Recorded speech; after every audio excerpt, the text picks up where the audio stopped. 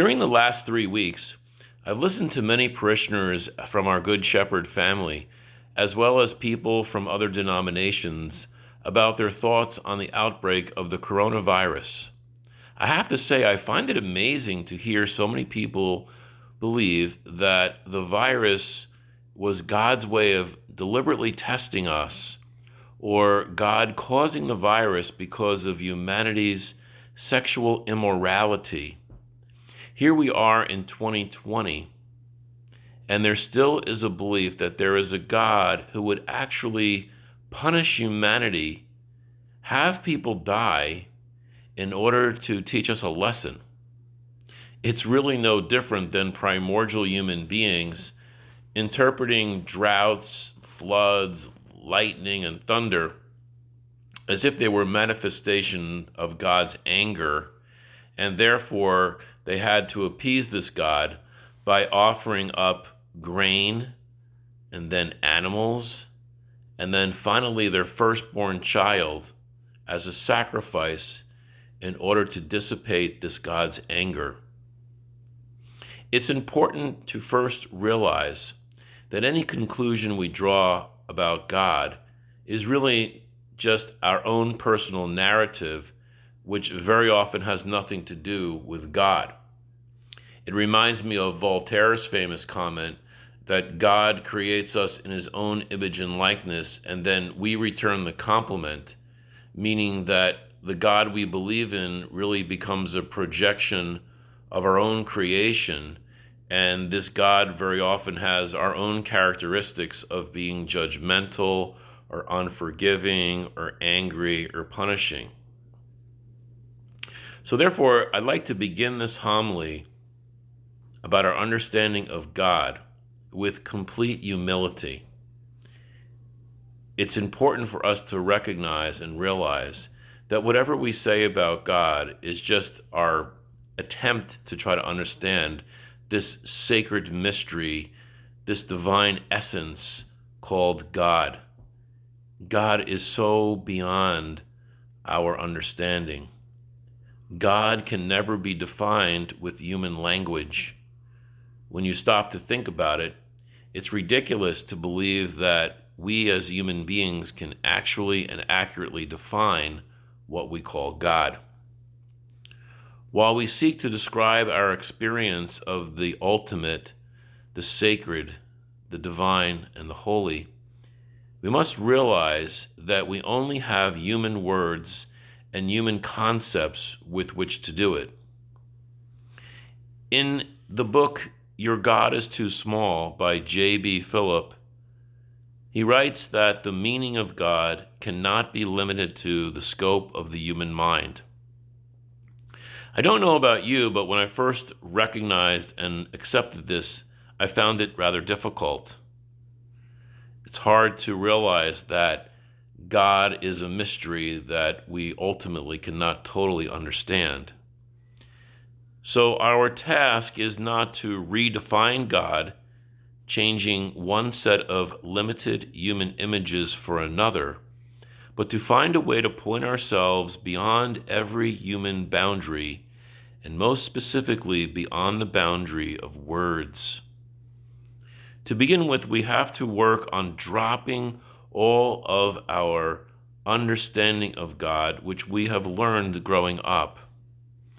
Let's face it, we all have that concept of God as this supreme being, this classic old guy with a beard sitting on a throne, watching every move that we make and judging us and whether we're good or bad.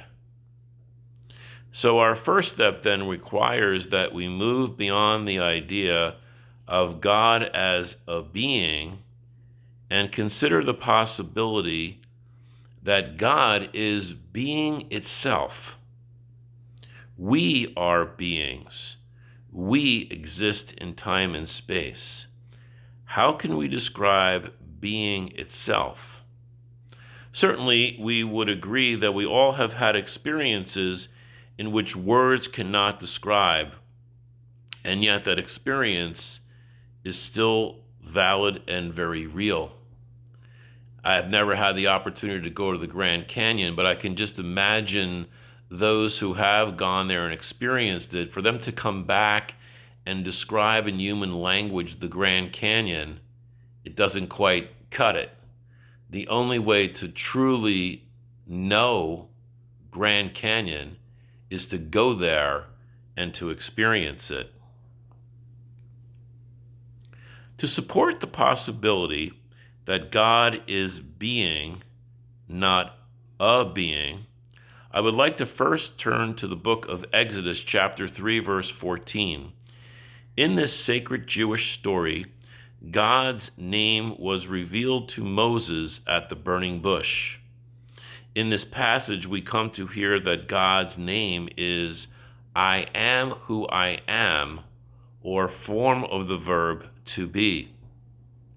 It's amazing to think that 3,000 years ago, the Jewish writers of Exodus were able to understand God not as a being, but as being itself. In our day, theologian Paul Tillich would translate this name for God as the ground of being. Others sought to clarify this idea, suggesting that this name meant, I will be what I will be, or I am that which causes all things to be. This was the understanding in which the Jewish people came to describe the ultimate, the holy, the real, and the sacred. In this way of approaching the holy, the Jews were suggesting that God could be experienced but never defined. Likewise, transcendence and being could be experienced but never defined. The spiritual genius of the Jews thus gave us a doorway through which to walk. God is not a being, God is the ground of being. Now, that being said, please understand, God is real, God is present, God is conscious of each of us, and yet it's beyond the human language. There are other hints in the Bible of the divine-human encounter that might also carry us beyond the traditional idea of God as a being. In the 35th chapter of Isaiah, the prophet seeks to respond to the question of how people will know when the kingdom of God is dawning in human history. In his answer, Isaiah does not refer to images as the Messiah descending to the earth from the realm of heaven. He speaks rather of a world transformed, a world alive and whole in the oneness of God. Water will flow in the desert, he answered, causing the crocuses to grow in this unlikely environment. It was a striking first image of transformation. Then he went on to say that the kingdom of God would become visible in the outbreak of human wholeness. Isaiah says, the eyes of the blind will be opened, the ears of the deaf will be unstopped. The limbs of human beings will no longer be lame, crippled, withered, or limited, and the voices of the mute will once again be heard. This is from Isaiah chapter 35, verse 5 and 6. The presence of God Isaiah was seeking to communicate will not be seen in a being, but in the image of human beings achieving wholeness, experiencing absolute healing, both emotionally and physically. It is a different insight, perhaps a new breakthrough in human consciousness. The realm of the divine and the realm of the human are driven to their depths, were not separate. Isaiah, the prophet, was using the vehicle of words to speak of a reality beyond words. The divine can be seen only in and through the human. one must look inward, not outward, to experience the meaning and reality of God. Another example of the divine found in the Bible comes to us in a parable from the Gospel according to Matthew, chapter 25, verse 31 to 46.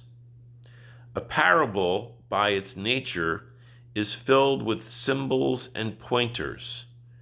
Therefore, no parable can be taken literally. In this parable, a character called the Son of Man is cast into the role of coming at the end of time to inaugurate the ultimate reign of God. In this parable, the sheep are invited into the presence of God. The sheep are those who, when God appeared before them as one who was hungry, they fed God. When God appeared before them as one who was thirsty, they gave God a drink. When God appeared before them as homeless, they took God in. When God appeared before them as being sick, they ministered to God. When God appeared before them as one who was imprisoned, they visited God. In this parable, we see a powerful example that God is not a being separate from the human. If we do not and cannot see God in the face of the hungry, thirsty, homeless, the sick, and the imprisoned, then we cannot see God at all. God is not an external being. God is present in the faces of the least of our brothers and sisters. And by the way, as we're all under quarantine and in our homes, we might stop to consider that the least of our brothers and sisters, besides being ourselves, are all the people in our family. A third and powerful idea found in the Bible appears in the first epistle of John, chapter 4, verse 16. Once again, apparently an answer to the human question about the definition of God. And the letter writer states, God is love. And if one abides in love, one abides in God. It is such a short, simple, and powerful thing to say. There is no need to write a long theological dissertation to clarify the issue. In this statement also, there is no separation between God and love, or between the divine and the human. Indeed, the divine and the human appeared to penetrate each other. Notice that while the assertion was made that God is love, the simple definition was never reversed. Nowhere in the text does it say, love is God. God cannot be defined. While God may be present in the experience can never be used to define God. The common theme in each of these biblical passages is that God is not a being separate from the beings who are human. God is not a being to whom beings can relate. God is rather being itself. God is the very energy of life. God is not a noun that means to be defined. God is a verb that needs to be lived. It was and is an ancient idea, but perhaps because it is not always a satisfying idea, it has never been totally grasped by the core of our humanity. Being itself does not offer us a lifeline to security. It does not promise us aid in the time of need.